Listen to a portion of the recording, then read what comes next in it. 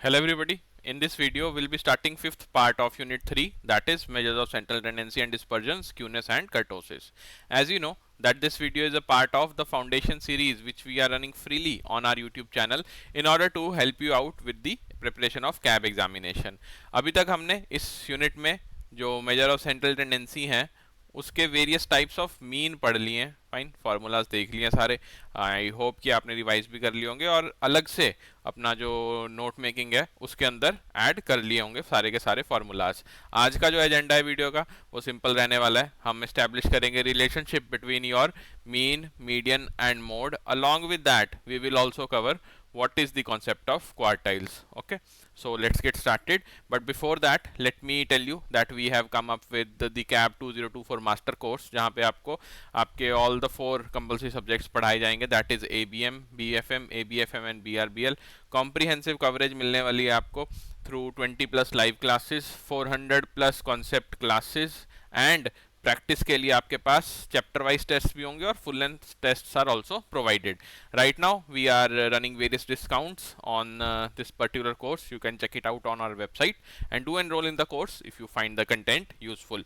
तो आज के टॉपिक पे आते हैं, that is the relationship between mode, median and mean. आप इसको जैसे भी रिलेशनशिप एस्टैब्लिश करना चाहें, न्यूमेरिकली जो है वो सबसे इंपॉर्टेंट है. फाइन, थ्योरेटिकल एस्टैब्लिशमेंट जो है वो आपका सिमेट्रिकल नॉन सिमेट्रिकल का अकॉर्डिंगली होता है, बट न्यूमेरिकल के थ्रू आप कैसे, या फिर जो आप बोल लो कि फॉर्मूला के थ्रू आप कैसे एक रिलेशनशिप एस्टैब्लिश करोगे, that is the most important one for our exam.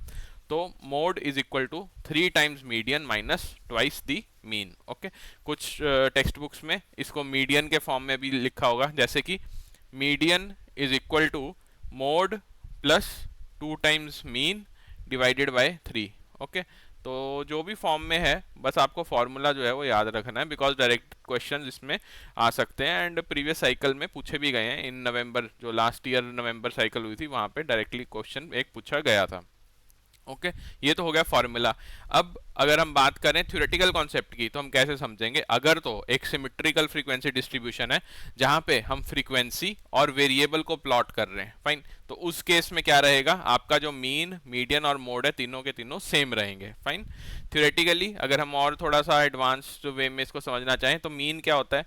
Mean is basically the average of the data set. Fine, जो भी आपके पास डेटा सेट है या डेटा पॉइंट्स हैं उनका जो भी एवरेज होगा that is known as mean. Okay, median क्या होता है. Median is always the mid point और the middle point of the particular data set. And mode is the largest और the highest value present in your data set. Okay, ये तीनों चीजें आपको अगर याद है तो अगर कोई थ्योरेटिकल क्वेश्चन आता है pertaining to the symmetrical frequency distribution तो आप बहुत इजीली उसे सॉल्व कर सकते हैं. फाइन, अब स्क्यूनेस क्या होती है ये हम बहुत बार देख चुके हैं. And if we talk about the positively skewness and positively skewed frequency distribution, then you will say that mean will be the highest value, after that you will get the median and lastly जो smallest value होगी आपकी positively skewed frequency distribution में वो होती है mode की. Okay, अब ये क्यों होती है, कैसे होती है, that's a different story all together. आपको एग्जाम के लिए ये जो रिलेशनशिप है ये याद रखना है. एक ओवरव्यू में दे देता हूं आपको.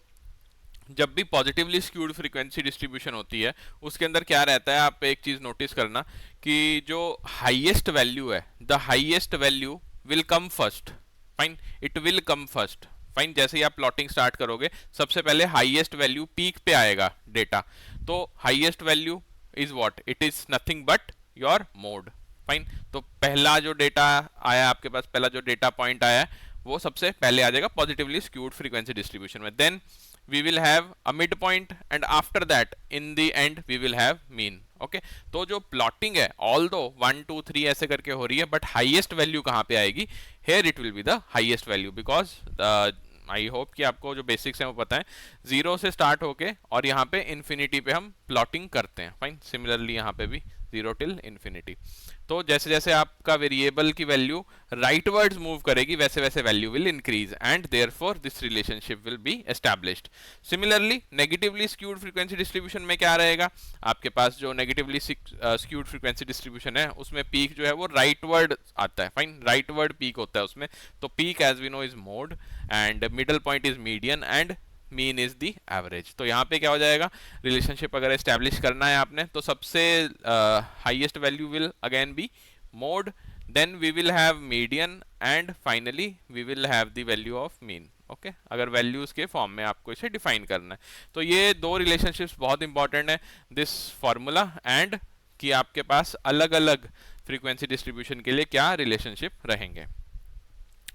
अब जैसा कि हमने डिफाइन कर दिया है मीन मीडियन मोड का रिलेशनशिप क्या है, now we have fair understanding कि मीडियन क्या होता है, तो उसी के अराउंड हम क्या डिफाइन करेंगे, quartile. Quartile as the word suggest कि क्वार्टर्स की बात हो रही है, fine. Quarters mean 4 equal parts, fine, 4 equal parts. तो 4 इक्वल पार्ट्स हैं, किसके होंगे, सिमेट्रिकल डिस्ट्रीब्यूशन के, क्योंकि स्क्यूड या फिर आप बोल सकते हो नॉन सिमेट्रिकल डेटा के लिए तो हम क्वार्टाइल स्टडी नहीं करते हैं, बिकॉज हमें चाहिए equal distribution of data. And equal distribution of data की अगर बात होगी then we will talk about the symmetrical और the bell curve, fine.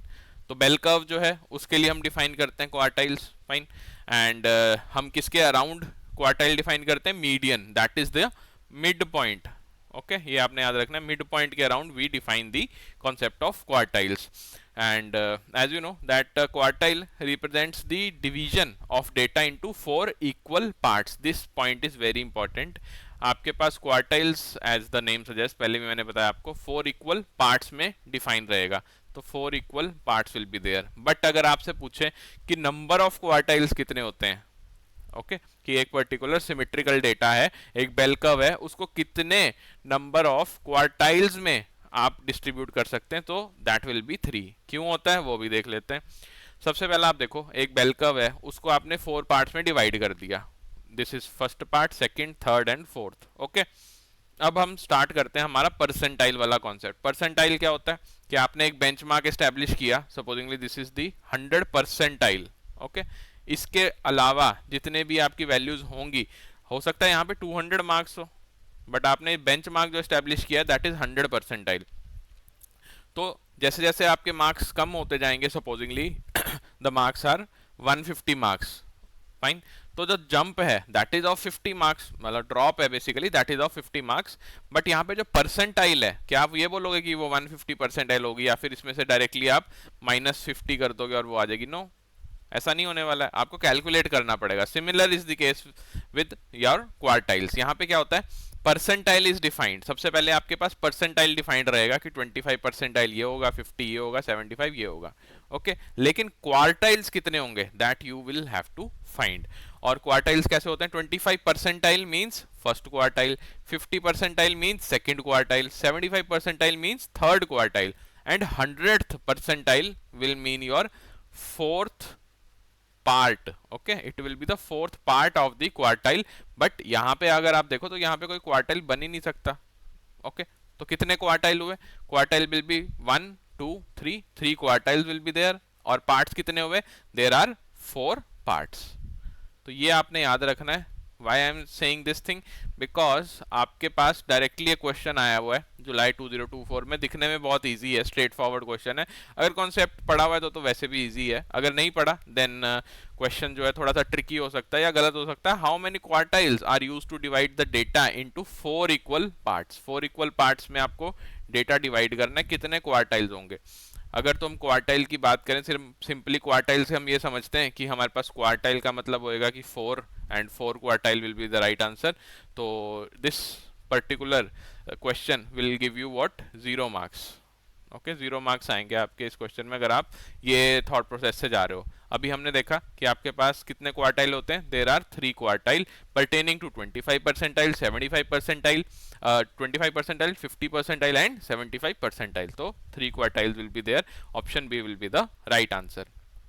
You can pause the video and also go through this text। यहाँ पे बहुत अच्छे से समझाया हुआ है कि आपके पास जो क्वार्टाइल हैं उनको कितने पॉइंट्स में हम डिवाइड करते हैं, कितने क्वार्टाइल में डिवाइड करते हैं, एंड मीडियन जो है वो कौन से क्वार्टाइल में आता है। Median, let me tell you, median कहाँ पे आएगा, ये जो वैल्यू है this will be for the 50th percentile, that is quartile number 2।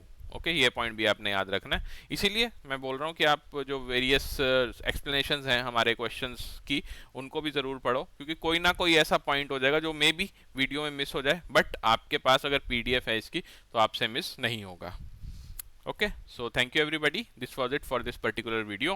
If you like the content which we provide on our YouTube channel, you can consider subscribing it. The channel's name is EduTap JIBCIB. If you have any query, want to give any feedback, then this is the email ID where you can drop a mail, and this is the phone number if you want to contact us telephonically. Keep revising, and I will see you in the next video.